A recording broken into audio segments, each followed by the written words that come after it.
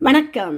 தமிழாளி தொலைக்காட்சி செய்திகள் வாசிப்பவர் கமலா ஜெகதீஸ்வரன். முதலில் தலைப்புச் செய்திகள். யாழ் பல்கலைக்கழகம் முன்றலில் வெளிநாட்டவர் சமூக விழிப்புணர்வு பிரச்சாரம். 25 தொழில்நுட்ப கல்லூரிகளை நவீனமயப்படுத்தும் நடவடிக்கை. பிரதமர் தலைமையில் விசேட அமைச்சரவை கூட்டம். நெல்லின் விலை வீழ்ச்சி, விவசாயிகளுக்கு உதவ விசேட திட்டம். ஜனாதிபதியின் பிரான்ஸ் பயணம் ரத்து. பட்ஜெட்டில் ஒவ்வொரு மாவட்டத்துக்கும் தனித்தனி நிதி ஒதுக்கீடு. ஜனாதிபதி அனுரா அறிவிப்பு. தேநீர் கடையை கூட செய்ய தகுதியற்றவர் என கூறப்பட்ட அனுரா நாட்டை மீட்டுள்ளார். மட்டக்களப்பு வாள்வெட்டு குழுவைச் சேர்ந்த 2 வாளுடன் கைது. கல்முனை மாநகர பதில் ஆணையாளருக்கு அச்சுறுத்தல். போலீசார் விசாரணைகள் ஆரம்பம். கனமழை மற்றும் நிலச்சரிவால் தத்தளிக்கும் இந்தியா. டெல்லியில் கட்டடம் இடிந்து விழுந்ததில் 4 பேர் பலி.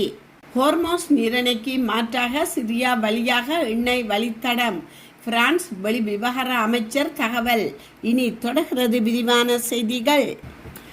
தொழில்நுட்ப கல்லூரி மற்றும் தொழில் பயிற்சி திணைக்களத்தின் கீழ் இயங்கும் 25 தொழில்நுட்ப மற்றும் தொழிற்பயிற்சி கல்லூரிகளை நவீனமயப்படுத்தி அபிவிருத்தி செய்வதற்கான அமைச்சரவை உப குழுவின் 3வது கூட்டம் பிரதமர் ஹர்னி அமரசூரியா தலைமையில் நேற்று நாடாளுமன்ற வளாகத்தில் நடைபெற்றது. தொழில் கல்வித்துறையில் புதிய கல்வி வாய்ப்புகளை விரிவுபடுத்தல் மற்றும் மாணவர்களுக்கு புதிய தொழில்சார் பாதைகளை திறந்து விடுதல் ஆகியவற்றை நோக்கமாக கொண்டு இந்த சந்திப்பு இடம்பெற்றது. இந்த கூட்டத்தில் முன்னெடுக்கப்பட்ட முக்கிய கலந்துரையாடல்கள் உள்கட்டமைப்பு மேம்பாடு குறித்த 25 கல்லூரிகளின் உள்கட்டமைப்பு வசதிகளை தரம் உயர்த்துவதற்கான திட்டங்களை விரைவாக தரமுறைப்படுத்துதல், கல்வி வாய்ப்புகள் விரிவாக்கம், தற்போது சந்தைக்கு தேவைப்படும் ஏற்ப தொழில்நுட்ப கல்வியில் புதிய பாடநெறிகளை அறிமுகப்படுத்துதல், முன்னோடி திட்டம். இந்த 25 கல்லூரிகளையும் சிறந்த தொழிற்கல்வி நிலையங்களாக மாற்றுவதற்கான முன்னோடி திட்டங்கள் குறித்து விரிவாக ஆராயப்பட்டது. இந்த கூட்டத்தில் துறைமுகங்கள், சிவில் விமான சேவைகள் மற்றும் பலுசக்தி அமைச்சர் அனுரா கருணாதிலக, தொழில் அமைச்சரும் நிதி மற்றும் திட்டமிடல் பிரதி அமைச்சருமான கலாநிதி அனில் ஜெயந்தா, கிராமிய அபிவிருத்தி, சமூக பாதுகாப்பு மற்றும் சமூக வலுவூட்டுகை அமைச்சர் கலாநிதி உபாலி பன்னிலகே ஆகியோரும் கல்வி, உயர்கல்வி மற்றும் தொழிற்கல்வி அமைச்சுக்களின் உயர் அதிகாரிகள் உள்ளிட்ட பலர் கலந்து கொண்டனர். நெல்லின் விலை வீழ்ச்சி காரணமாக பாதிக்கப்பட்டு உதவியற்ற நிலையில் உள்ள விவசாயிகளுக்காக ஐக்கிய மக்கள் சக்தி விசேட விலை திட்டமொன்றை முன்னெடுத்துள்ளது. நெல் விலையில் ஏற்பட்ட பெரும் வீழ்ச்சியால் நாட்டில் பல பாகங்களிலும் உதவியற்ற நிலையில் உள்ள விவசாயிகளை பாதுகாப்பதற்காக குறித்த தீர்மானம் மேற்கொள்ளப்பட்டுள்ளது. சில நாட்களுக்கு முன்னர் நடைபெற்ற கட்சியின் நிர்வாக குழு கூட்டத்தில் இந்த முடிவு எடுக்கப்பட்டதாக தெரிவிக்கப்படுகிறது. நாட்டில் நெல் விவசாயிகள் எதிர்கொள்ளும் நெருக்கடி குறித்து விவாதித்த கட்சியின் உறுப்பினர்கள் நெல்லுக்கு நியாயமான விலை வழங்க தவறிய அரசாங்கத்தின் மீது கடும் கண்டனம் தெரிவித்தனர். மேலும் விவசாயிகளுக்கு பெரும் சிரமத்தை ஏற்படுத்தும் உயர் பதவியில் உள்ள அரசாங்க அதிகாரிகளின் செயல்பாடுகள் மீது கடுமையான நடவடிக்கை எடுக்கப்பட வேண்டும் என்றும் வலியுறுத்தப்பட்டுள்ளது. இந்த சூழ்நிலையில் விவசாயிகளுக்கு குரல் கொடுக்கும் ஒரு திட்டமாக நாடு முழுவதும் விவசாயிகளால் ஏற்கனவே தொடங்கப்பட போராட்ட இயக்கங்களுக்கு தனது கட்சிகளும் முழு ஆதரவையும் வழங்க ஐக்கிய மக்கள் சக்தி தீர்மானித்துள்ளது. மேலும் நெல்லுக்கு உத்தரவான விலையை வழங்குமாறு அரசை வலியுறுத்தி நாடு தழுவிய போராட்டங்களை ஏற்பாடு செய்வதற்கான நடவடிக்கைகளையும் அந்த கட்சி எடுத்துள்ளதாக தெரிய வந்துள்ளது. ஜனாதிபதி அனுரா குமார திசநாயக்கா இந்த மாத நடுப்பகுதியில் பிரான்ஸ் நாட்டுக்கு மேற்கொள்ளவிருந்த உத்தியோகபூர்வ பயணம் திடீரென ரத்து செய்யப்பட்டுள்ளது. ஜனாதிபதியின் பிரான்ஸ் பயணம் இம்மாதம் 15 முதல் 18ஆம் தேதிக்குள் நடைபெறவிருந்தது. இலங்கையில் உள்ள பிரான்ஸ் தூதரகம் மற்றும் இலங்கை அரசாங்கம் என்பன இந்த பயணத்தை அதிகாரப்பூர்வமாக அறிவித்திருந்தன. பின்னர் இலங்கையில் உள்ள பிரெஞ்சு தூதரகம் மற்றும் இலங்கை வெளிநாட்டு அலுவலகங்கள் அமைச்சு என்பவற்றின் அறிக்கையின் பிரகாரம் பிரான்ஸ் முதலீட்டாளர்கள் இலங்கையில் முதலீடு செய்ய ஊக்குவிப்பதற்காகவே இந்த பயணம் என்று அறிவிக்கப்பட்டிருந்தது. இருப்பினும் இந்த பயணத்தின் போது விடுதலை புலிகள் அமைப்பின் சர்வதேச முக்கியஸ்தர்களுடன் சந்திப்பு ஒன்று மேற்கொள்ளப்பட இருந்ததாகவும் செய்திகள் வெளியாகி இருந்தன. குறித்த தகவல் ஊடகங்களில் வெளியான பின்னர் அந்த சந்திப்பு இனி இரகசியமாக இருக்காது என்பதால் இந்த நேரத்தில் அரசாங்கத்துக்கு ஆபத்தான எந்த ஒரு நகர்வையும் எடுக்கக்கூடாது என்று ஜனாதிபதிக்கு நெருக்கமானவர்கள் முடிவு செய்த பின்னர் பிரான்ஸ் பயணம் திடீரென ரத்து செய்யப்பட்டுள்ளது. இந்த பயணத்தின் போது பிரான்ஸ் அமைச்சு மற்றும் அந்நாட்டின் வணிக நிறுவனங்களுடனான சந்திப்புகளும் திட்டமிட்டிருந்த போதிலும் அவை திடீரென ரத்து செய்யப்பட்டுள்ளது. மாவட்ட ஒருங்கிணைப்பு குழு கூட்டங்களில் முன்வைக்கப்படும் அவசர பாலம், வீதி அல்லது கட்டிட புனரமைப்பு பணிகளை மத்திய அரசின் அனுமதிக்காக காத்திருந்து தாமதிக்கப்படாமல் நேரடியாக மாவட்ட செயலாளர்கள் ஊடாக மேற்கொள்வதற்கு வாய்ப்பு கிடைக்கும் வகையில் அடுத்த வரவு செலவு திட்டத்தில் ஒவ்வொரு மாவட்டத்துக்கும் தனித்தனி நிதி ஒதுக்கீட்டை வழங்க திட்டமிட்டுள்ளதாக ஜனாதிபதி அனுரகுமார திசாநாயக்கா தெரிவித்துள்ளார். மக்களின் அடிப்படை தேவைகளை விரிவாக நிறைவேற்றுவதே அரசாங்கத்தின் முதன்மை நோக்கம் என்றும் ஜனாதிபதி வலியுறுத்தியுள்ளார். கொழும்பு மாவட்ட செயலகத்தில் நேற்று நடைபெற்ற மாவட்ட செயலாளர் மாநாட்டில் கலந்து கொண்டு போதே இதனை குறிப்பிட்டுள்ளார். பொதுவாக சேவைகளை மிகவும் செயற்திறனாகவும் பயனுள்ளதாகவும் வழங்குவதற்கு சம்பந்தப்பட்ட தரப்பினரிடையே ஒருங்கிணைப்பை வலுப்படுத்துவதும், மாவட்ட மட்டத்தில் நிலவும் பிரச்சினைகள் ஆராய்ந்து அதற்கான தீர்வுகளை பெற்று மாவட்ட மட்டத்திலான பொருளாதார வளர்ச்சியை மேம்படுத்துவதும் இந்த மாநாட்டின் நோக்கங்களாகும். அதே போன்று மாவட்ட அபிவிருத்தி திட்டங்களின் முன்னேற்றம் அமைச்சுக்கும் அரசு நிறுவனங்களுக்கும் இடையேயான ஒருங்கிணைப்பு மாவட்ட மட்டத்தில் நிலவும் பிரச்சனைகளை இனங்கண்டு அவற்றுக்கு நடைமுறை சாத்தியமான தீர்வுகளை முன்மொழிதல் மற்றும் எதிர்கால நடவடிக்கைகள் மற்றும் பொறுப்புகளை ஒப்படைத்தல் ஆகியன இங்கு மேற்கொள்ளப்பட்டன. மக்களின் உயர் பாதுகாப்பிற்காக அதிக ஆபத்துள்ள பகுதிகளாக அடையாளம் காணப்பட்ட இடங்களில் மீண்டும் குடியேறுவதற்கு அனுமதிக்காதிருக்கவும், அத்தகைய பகுதிகளுக்கு மின்சாரம் மற்றும் நீர் போன்ற அடிப்படை வசதிகளுக்கான அனுமதியை வழங்காதிருக்கவும் பிரதேச செயலாளர்கள் நடவடிக்கை எடுக்க வேண்டும் என இங்கு வலியுறுத்தப்பட்டுள்ளது. மத்திய மலைநாட்டின் முக்கியத்துவம் மிக நிலப்பரப்புகளை முகமைத்துவம் செய்வதற்கு விசேட அதிகாரிகளை கொண்ட அதிகார சபை ஒன்றை நிறுவும் பணிகளின் முன்னேற்றம் குறித்து ஜனாதிபதி வினவியதுடன் அதற்கான சட்ட மூலம் தற்பொழுது தயாரிக்கப்பட்டுள்ளதாகவும் அடுத்த வருடத்தில் புதிய அரசாங்க சபையின் பணிகளை ஆரம்பிக்க திட்டமிடப்பட்டுள்ளதாகவும் குறிப்பிடப்பட்டுள்ளது. மேலும் யுத்தத்தினால் இடம்பெயர்ந்த மக்களின் வீட்டு பிரச்சனையை விரிவாக தீர்ப்பதே அரசாங்கத்தின் எதிர்பார்ப்பு என வலியுறுத்தி ஜனாதிபதி யுத்தத்தினால் இடம்பெயர்ந்த 13,000 குடும்பங்களை அடுத்த வருடத்தில் மீள்குடியேற்றுவதற்கு திட்டமிட்டுள்ளதாகவும் குறிப்பிட்டார். தொடர்ச்சியாக வெள்ளம் மற்றும் மண் சரிவுகளுக்கு உள்ளாகும் பகுதிகளில் வாழும் மக்களை பாதுகாப்பான வீடுகளில் குடியேற்றும் வேலை திட்டத்தை முறைப்படி நடைபெறுத்துவதற்கு வேண்டியதன் அவசியத்தையும் ஜனாதிபதி சுட்டிக்காட்டினார். பல்வேறு காரணங்களினாலும் அரசியல் தேவைகளினாலும் முறையற்ற வகையில் ஆரம்பிக்கப்பட்டு இடையில் கைவிடப்பட்டுள்ள வீடமைப்பு திட்டங்கள் குறித்தும் இங்கு அவதானம் செலுத்திய ஜனாதிபதி இது குறித்து விரிவான கணக்கெடுப்பொன்றை நடத்தி மக்களுக்கு தேவையான திட்டங்களை மாத்திரம் இனங்கண்டு அவ்வீடுகளின் பணிகளை நிறைவு செய்வதற்காக வீட்டு உதவி வழங்கும் வேலை திட்டம் ஒன்றை நடைமுறைப்படுத்துவது குறித்து அவதானம் செலுத்தப்பட்டுள்ளதாகவும் தெரிவித்தார். தேவையை கருத்தில் கொண்டு இராணுவ முகாம்களின் கட்டுப்பாட்டில் உள்ள மக்களின் காணிகளை விடுவிக்கும் அதேவேளை ஏனைய விசாலமான காணிகளை முதலீடுகளுக்காக வழங்குவதற்கும் அவதானம் செலுத்தப்பட்டுள்ளதாகவும் பயிற்சிகை நடவடிக்கைகளுக்காக காணிகளை வழங்கும் போது வனவள மற்றும் ஜீவராசிகள் வலயங்கள் பாதுகாப்படைவதை உறுதி செய்யவும் வகையில் செயல்பட வேண்டியதன் அவசியத்தையும் ஜனாதிபதி இங்கு சுட்டிக்காட்டினார். தரமான அரச சேவை ஒன்றுக்காக அரச துறையில் விரிவான மறுசீரமைப்பின் அவசியத்தை இங்கு வலியுறுத்திய ஜனாதிபதி அரச சேவையின் செயல்திறனை அதிகரிப்பதற்காக செயற்திறனற்ற நிறுவனங்களை அகற்றுவதற்கு திட்டமிட்டுள்ளதாகவும் தெரிவித்துள்ளார்.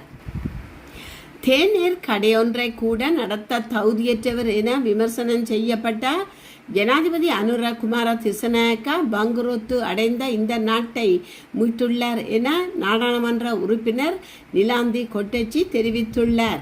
பாரிய பொருளாதார நெருக்கடியை எதிர்நோக்கிய நாட்டை மீட்டு வளர்ச்சி பாதைக்கு விட்டு சென்றுள்ளதாக தெரிவித்தார். மேலும் நீர்கொழும்பு சிறைச்சாலை சம்பவத்தை எதிர்க்கட்சிகள் போன்று அரசாங்கம் எளிதாக எடுத்துக்கொள்ளவில்லை என அவர் குறிப்பிட்டுள்ளார்.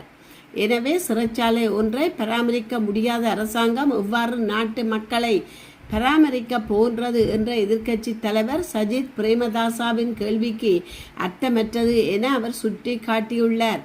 இந்த சம்பவத்தின் பொறுப்பினை அரசாங்கம் ஏற்றுக்கொண்டுள்ள நிலையில் குறுகிய அரசியல் நலன்களை கருத்தில் கொண்டு எதிர்க்கட்சிகள் இந்த பிரச்சனையில் குளிர்காய முயற்சிப்பதாக நிலாந்தி கொட்டச்சி தெரிவித்துள்ளார். மட்டக்களப்பு ஆரியம்பதி பம்மிங்கேணி மாரியம்மன் கோவில் முன்றலில் கடந்த மாதம் மட்டக்களப்பு வாள்வெட்டு குழுவினரின் தாக்குதலில் 3 பேர் படுகாயமடைந்த சம்பவம் தொடர்பாக இதுவரை வாள்களுடன் கைது செய்துள்ளதாக காத்தான்குடி போலீசார் தெரிவித்துள்ளனர். இந்த கைது நடவடிக்கையானது நேற்று முன்தினம் இரவு இடம்பெற்றுள்ளது. இந்த சம்பவம் குறித்து மேலும் தெரிய வருவதாவது, ஆரியம்பதி செல்வநகர் பகுதியைச் சேர்ந்த விஜயரியன் தலைமையில் மட்டக்களப்பு ரவுடி குழு ஒன்று பெயரில் இயங்கி வரும் வாள்வெட்டு குழு கடந்த மாதம் 29ஆம் தேதி பம்மிங்கேணி மாரியம்மன் ஆலய முன்றலில் வாள்வெட்டு தாக்குதல் மேற்கொண்டதில் 3 பேர் படுகாயமடைந்த நிலையில் மட்டு போதனா வைத்தியசாலையில் அனுமதிக்கப்பட்டுள்ளனர். தாக்குதல் நடத்திய மட்டக்களப்பு ரவுடி வாள்வெட்டு குழுவினர் தப்பியோடி தலைமறைவாகி இருந்த நிலையில் போலீசாருக்கு கிடைத்த தகவல் ஒன்றினை அடுத்து சம்பவ தினத்தன்று இரவு காத்தான்குடி போலீஸ் நிலைய போத ஒழிப்பு பிரிவின் பொறுப்பதிகாரி தவராஜா ரஜீவ்காந்தன் தலைமையிலான குழுவினர் அவர்களை மடக்கி பிடித்துள்ளதுடன் 3 வாள்களையும் மீட்டுள்ளனர். இதன் போது கைது செய்யப்பட்டவர் 26 வயதுடைய அலியாஸ் மாச்சி என்றழைக்கப்படும் செல்வ நகரைச் சேர்ந்த மதுஷன் மற்றும் செல்வ நகரைச் சேர்ந்த 19 வயதுடைய மற்றொரு இளைஞன் எனவும் தெரிய வந்துள்ளது. குறித்த வாள்வெட்டு குழுவினர் இந்த பகுதியில் மோட்டார் சைக்கிளில் வாள்களுடன் வலம் வந்து பொது மக்களை அச்சுறுத்தி வந்துள்ளதுடன் போதைப் பொருள் கடத்தலில் ஈடுபட்டு வந்துள்ளதாகவும் பலர் குறிப்பிட்டுள்ளனர். அத்துடன் கடந்த 2025ஆம் ஆண்டு பிப்ரவரி மாதம் ஆரியம்பதி மகா வித்தியாலய மைதானத்தில் விளையாடி கொண்டிருந்த இளைஞர்கள் மீது வாள்வெட்டு தாக்குதல் நடத்திவிட்டு தப்பி ஓடியுள்ளதுடன் அந்த பகுதியைச் சேர்ந்த 15 தொடக்கம் 28 வயது வரையிலான 10க்கு மேற்பட்டவர்கள் இவ்வாறு செயற்பட்டு வருவதாக போலீசாரின் ஆரம்ப கட்ட விசாரணையின் போது தெரிய வந்துள்ளது. இதன்போது கைது செய்யப்பட்டவர்கள் நீதிமன்ற முன்னிலைப்படுத்த நடவடிக்கை எடுத்துள்ளதாக போலீசார் தெரிவித்துள்ளனர். கடமைகளை உரிய முறையில் செய்யாத ஊழியரிடம் விளக்கம் கோரிய கல்முனை மாநகர சபையின் பதில் ஆணையாளரை குறித்த ஊழியர் அச்சுறுத்திய சம்பவம் ஒன்று நேற்று கல்முனை மாநகர சபையில் இடம்பெற்றது. இது தொடர்பில் கல்முனை தலைமையக போலீஸ் நிலையத்தில் முறைப்பாடு செய்யப்பட்டுள்ளது. மாநகர சபை எல்லைக்குள் இடம்பெறும் சில குறைபாடுகள் தொடர்பில் தமக்கு கிடைக்கப்பெற்ற முறைப்பாடுகள் குறித்து ஆராய்வதற்காக கல்முனை மாநகர சபை பதில் ஆணையாளர் நூர்தீன் முகமது நவ்பீஸ் களம் விஜயம் ஒன்றினை மேற்கொண்டுள்ளார். இதன்போது கடமைக்கு சமூகம் அளித்திருந்த போதிலும் ஊழியர் ஒருவர் தனக்குரிய கடமைகளை முறையாக செய்யவில்லை என்ற விடயத்தை பதில் ஆணையாளர் கண்டறிந்துள்ளார். இது தொடர்பாக குறித்த ஊழியரை அவர் நேரில் கேள்விக்கு உட்படுத்தியுள்ளார். இதன்போது தம்மை கேள்வி கேட்ட பதில் ஆணையாளரை அச்சுறுத்தும் பாணியில் குறித்த ஊழியர் தகாத முறையில் நடந்து கொண்டுள்ளதாக போலீஸ் நிலையத்தில் செய்யப்பட்டுள்ள முறைப்பாட்டில் தெரிவிக்கப்பட்டுள்ளதாக எமது செய்தியாளர் தெரிவித்துள்ளார். மாநகர சபையின் சிரேஷ்ட அதிகாரி ஒருவருக்கு அச்சுறுத்தல் விடுக்கப்பட்ட இந்த சம்பவம் தொடர்பில் முறைப்பாடு கிடைக்க பெற்றதை அடுத்து கல்முனை தலைமையக போலீஸ் நிலைய பிரதம பொறுப்பதிகாரியின் வழிகாட்டுதலின் கீழ் கல்முனை போலீஸ் நிலைய பல்வேறு குற்றத்தடுப்பு பிரிவு போலீசார் விசாரணைகளை ஆரம்பித்துள்ளனர். இந்தியாவின் பல்வேறு பகுதிகளில் தென்மேற்கு பருவமழை தீவிரமடைந்துள்ள நிலையில் தொடர் கனமழை மற்றும் நிலச்சரிவு காரணமாக பெரும் பாதிப்புகள் ஏற்பட்டுள்ளன. தலைநகர் டெல்லியில் பெய்து வரும் கடுமையான மழையினால் கட்டிடம் ஒன்று இடிந்து விழுந்து விபத்தில் சிக்கி குறைந்தது 4 பேர் உயிரிழந்துள்ளனர். இடிபாடுகளில் இருந்து ஒருவர் உயிருடன் மீட்கப்பட்டுள்ளார். டெல்லி மற்றும் அதன் அண்டை மாநிலமான ஹரியானாவின் சில பகுதிகளுக்கு இந்திய வானிலை ஆய்வு மையம் பலத்த மழைக்கான ரெட் அலர்ட் எச்சரிக்கையை விடுத்துள்ளது. கனமழை காரணமாக டெல்லியின் பல வீதிகளில் வெள்ள நீர் சூழ்ந்துள்ளதால் விமான நிலையத்துக்கு செல்லும் பயணிகள் தங்களது பயண நேரத்தை திட்டமிட்டு முன்கூட்டியே புறப்படுமாறு அறிவுறுத்தப்பட்டுள்ளனர். டெல்லி மட்டுமன்றி நாட்டின் பிற மாநிலங்களிலும் மழைக்கால விபத்துக்கள் அதிகரித்துள்ளன. கேரளாவின் வயநாடு பகுதியில் ஏற்பட்ட நிலச்சரிவில் சிக்கி 4 பேர் உயிரிழந்துள்ளனர். மகாராஷ்டிரா மாநிலத்தில் மழை தொடர்பான விபத்துக்களில் இதுவரை 13 பேர் உயிரிழந்துள்ளதாக மாநில அரசு தெரிவித்துள்ளது. பூனே நகரில் உள்ள கழிவு சுத்திகரிப்பு நிலையத்தில் மாபெரும் குப்பை மேடு சரிந்து விழுந்ததில் பலர் சிக்கியுள்ளனர். அங்கிருந்து 7 பேர் மீட்கப்பட்டுள்ள நிலையில் மேலும் 9 பேர் இடிபாடுகளில் சிக்கியிருக்கலாம் என அஞ்சப்படுகிறது. இது தவிர ஆக்ராவின் தெருக்களிலும் குஜராத்தின் நெடுஞ்சாலைகளிலும் வெள்ள நீர் சூழ்ந்துள்ளதாக மக்களின் இயல்பு வாழ்க்கை முடங்கியுள்ளது. ஹோர்மோஸ் நீரிணையில் நிலவி வரும் பதற்றமான சூழலுக்கு மாற்றாக வளைகுடா நாடுகளின் எண்ணெயை கொண்டு செல்வதற்கு சிரியாவை ஒரு மாற்று வழி தடமாக பயன்படுத்துவது குறித்து பிரான்ஸ் பரிசீலித்து வருகிறது. ஹோர்மோஸ் நீரிணையில் அமெரிக்கா ஈரான் இடையிலான அண்மைய தாக்குதல்கள் உலக எரிசக்தி விநியோகத்திற்கு ஆபத்தை ஏற்படுத்தியுள்ளதாக பிரான்ஸ் வெளியுறவு அமைச்சர் ஜீன் நோல் பரோட் தெரிவித்துள்ளார். TF1க்கு அளித்த பேட்டியில் உலக சந்தைகளுக்கு தடையற்ற எரிசக்தி விநியோகத்தை உறுதிப்படுத்த பன்முகப்படுத்தப்பட்ட புதிய எரிசக்தி வழித்தடங்கள் அவசியம் என அவர் மேலும் வலியுறுத்தியுள்ளார். மேலும் அவர் பேசுகையில், இந்த நெருக்கடி தொடங்கியதில் இருந்தே நாம் மேற்கொண்டு வரும் அனைத்து முயற்சிகளிலும் ஆங்காங்கே ஏற்பாடு வழித்தட முடங்களை மட்டுமே சார்ந்து இருக்காமல் இருக்க மாற்று வழிகளை தயார் செய்யும் யோசனையும் ஒன்றாகும் என்று குறிப்பிட்டுள்ளார்.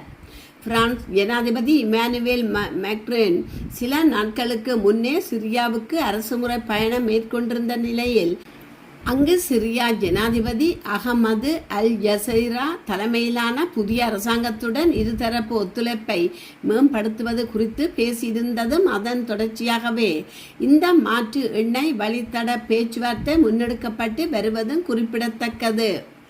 இத்துடன் செய்திகள் நிறைவு பெறுகின்றன. மீண்டும் மற்றொரு செய்தியூடாக உங்களை சந்திக்கும் வரை வணக்கம் கூறி விடைபெறுபவர் கமலா ஜெகதீஸ்வரன். நன்றி.